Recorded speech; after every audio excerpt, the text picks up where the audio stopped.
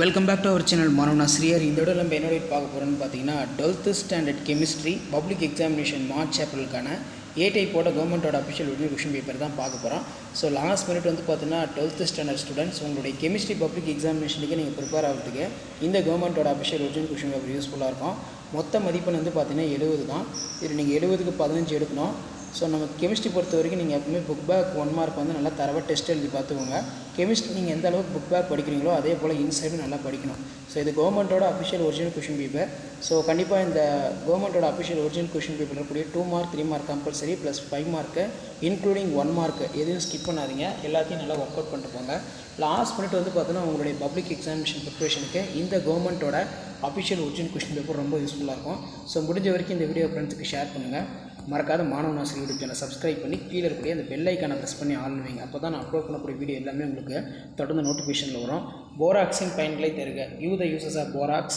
இடைநிலை தனிமங்கள் மாறுபடும் ஆக்சிஜனேட்டட் நிலையினை பெற்றுள்ளது ஏன்? Why d blocks elements are exhibit variable oxidation state. அழகு குட்டியினை வரையறுக்கும். Define unit cell. ஆஸ்வால்டு நீர்த்தல் விதியினை கூறுக. State the Ostwald dilution law.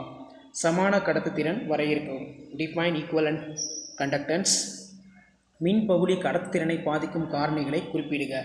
Mention any 2 factors affecting electrolytic. அடுத்து மின்னார் சவுடு பரவல். What is mean by electro osmosis. இதெல்லாம் ரொம்ப இம்பார்ட்டன்ட். பெப்டைட் இணைப்பு பற்றி சிறுகுறிப்பு வரைக.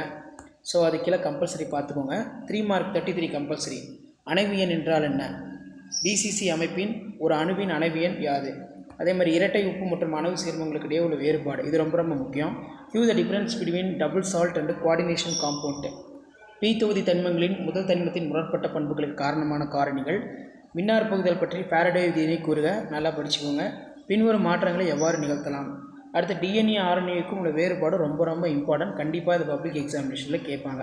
5 மார்க் பொறுத்த வரைக்கும் 5 × 5 25. நுரை மிதப்பு முறை இது நல்லா பார்த்துக்கோங்க. Fourth rotation. Explain the bleaching action sulphur dioxide. Write any 2 uses of helium. இடைச்சொருகள் சேர்மங்கள். பிபி தியரி. அதே போல் வந்து பார்த்திங்கன்னா நமக்கு கீழே benzaldehyde. Benzoin cinnamic acid. Malachite பச்சை. வினைவேக மாற்றம் பற்றிய பரப்பு கவர்தல் கொள்கையினை விவரிக்கவும் ரொம்ப முக்கியம். ஸோ இதான் வந்து பார்த்தீங்கன்னா 12th standard chemistry public examination March ஏப்ரலுக்கான official original A type question paper. மறக்காத வீடியோ ஃப்ரெண்ட்ஸுக்கு ஷேர் பண்ணுங்கள். மாணவன் ஆசிரியர் சப்ஸ்கிரைப் பண்ணுங்கள். தேங்க்யூ.